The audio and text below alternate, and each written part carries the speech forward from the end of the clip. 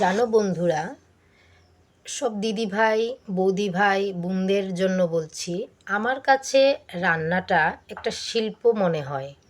সম্পূর্ণ আমি শখে রান্নাবান্না করি। কোনোদিন যদি মুড না লাগে, যে কোনো একটা কিছু রেখে দিই, কিন্তু যেদিন মুড ভালো হয় সেদিন রাঁধতে খুব ইচ্ছে করে।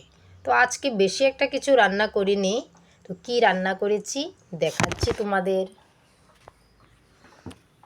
এই দেখো, এটা হয়েছে নিরামিষ বাঁধাকপি শাক, সয়াবিন, টমেটো এবং আলু দিয়ে করেছি, 5 মশলা সম্বাস আর জিরে ধনে দিয়ে। আর এটা হয়েছে ফুলকপি ভাজি, মানে কলিফ্লাওয়ার ফ্রাই, শুধু বাটার দিয়ে ভাজা করেছি, তেল না। আর এখানে হয়েছে ফুলকপি আলু দিয়ে মাছ। দেখো, 3 টুকরো মাছ শুধু, কারণ আমার মেয়ে মাছ মাংস ডিম শুটকি খায় না, তাই আমাদের অল্প করেই মাছ আনে। তো কাল এনেছিল মাছ, তো খাওয়া হয়ে গেছে বাকি 3 টুকরো। আর মাছের মাথাটাও খাওয়া হয়ে গেছে। আর আজ এটা রেঁধেছি।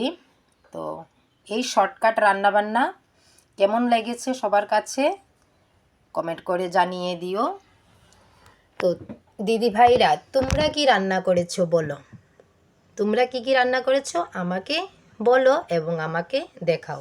সবাইকে শুভ দুপুর। আমি তোমাদের অনামিকা।